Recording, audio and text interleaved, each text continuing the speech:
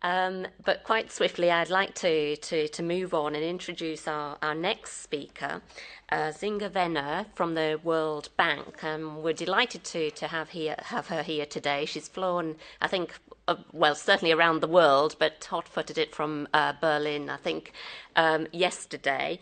Zinga is going to talk about integrated reporting and the World Bank experience of integrated reporting. And I think it's fair to say throughout the day, we've got new topical developments. We're going to hear about European public sector accounting standards, the direction of travel of international public sector accounting standards, the UK's position, integrated reporting later in the day, and indeed big data. So it's a really going to be, for me anyway, certainly an interesting day. Zinga, anyway, is a manager of financial reporting and analysis in the Financial Reporting and Analysis Unit in the Controller's Vice Presidency. Her unit, based in Washington, very nice, and also in Chennai, India, is responsible for statutory and management reporting for the International Bank for Reconstruction and Development and the International Development Association. These are two World Bank institutions. In addition, in partnership with the accounting policy team, Zinga and her team are responsible for leading and overseeing the accounting policy agenda for two institutions. So no mean task there, I think. But also in terms of for monitoring and evaluating developments in the US, in US GAAP and international financial reporting standards, IFRS. They are the focal point for advising on accounting policy matters and the related financial reporting. Prior to the World Bank in 2000, Zinga worked in the audit and assurance practice of PwC. She holds an MBA in accounting and finance, as well as a certified public accountant CPA, chartered financial analysis CFA, and financial risk manager RFM designation. So a lot there. Her full biography is within the packs for you to read at your leisure. But on that note, I'd like to invite Zinga to the platform, and I think we should give her a warm welcome.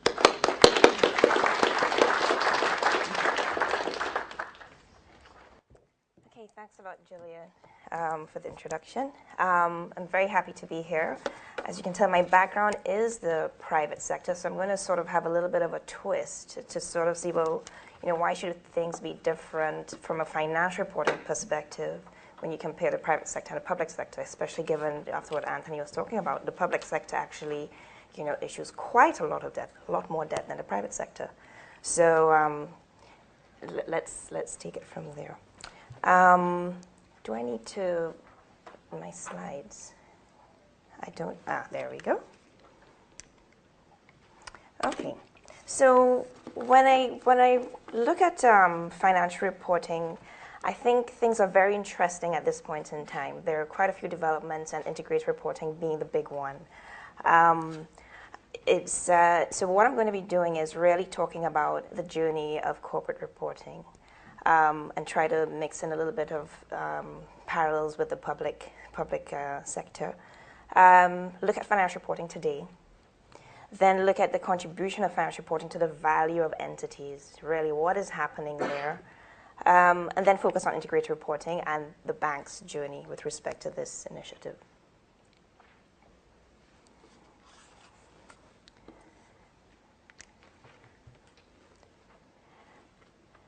So one thing I wanted to highlight when we look at what's happening with respect to the profession and corporate reporting, a lot of things that have influenced financial reporting are really related to market events. So a lot of things are market driven. We are essentially a lot of times reacting to and trying to put different regulations and the like in place to be able to respond to events that have happened and that are going to be in a way which are, I guess, negative. They have a very negative effect on the market, stock market crashes and the like. But what the governments are trying to do are trying to put regulations in place or change accounting standards, their various accounting standard bodies, to try to improve the public confidence in the markets. So the first thing that I'm highlighting is the Great Depression. We had the 1929 crash. What we did, we actually found that was when we had the AICPA being formed, and later the FASB, to try to put different measures in place to have a more standardized way of setting accounting standards, thereby improving the public confidence in the markets and helping people to be able to feel more confident in investing. So here you find the public sector is stepping in to try to improve that confidence and have that trust. We have, the world, as we can tell now, it's a global village, what we have. Anything that happens in the US, it reverberates around the world. Europe reverberates around the world. Asia, another development. So what we had was the establishment of the Accounting Standards Committee. Now it's the International Accounting Standards Board. And what are they trying to do? Once again, try to help to put harmonized standards in place in the public interest, trying to make sure that, once again, you have that trust in financial reporting, and you really are looking out for the stakeholders. The stakeholders in this case, when we're looking at private sector, the stakeholders are really the investors. And this is something that I will come to later, because with the integrated reporting drive and that framework, we are now not only focusing on investors, we are looking at the broader envelope of the various stakeholders involved. So then we started having a lot of developments with respect to the environment. Everyone is becoming a lot more socially and environmentally conscious. And what is that doing? We find that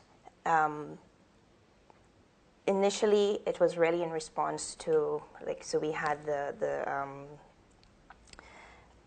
lot of chemical companies getting into this area because there were chemical disasters happening, or oil disasters, oil spills. And so to try to address that, there was a push, led a lot by environmental groups, to try to improve, the stewardship of various entities. Once again, you find that with increased transparency, you're going to have people being more accountable for what for their actions. And then also, more recently, people are finding, well, with increased transparency, it's not just about being environmentally conscious or socially conscious. It actually also increases profitability. So once you have people latching on to this and doing more than just a social good, you find that the momentum is increasing with respect to being able to adapt to and embrace these changes. I think it's fair to say that investors generally and investment groups drive changes in reporting. You have special interest, have a very big impact. So environmental body is actually, really having quite a big of an impact.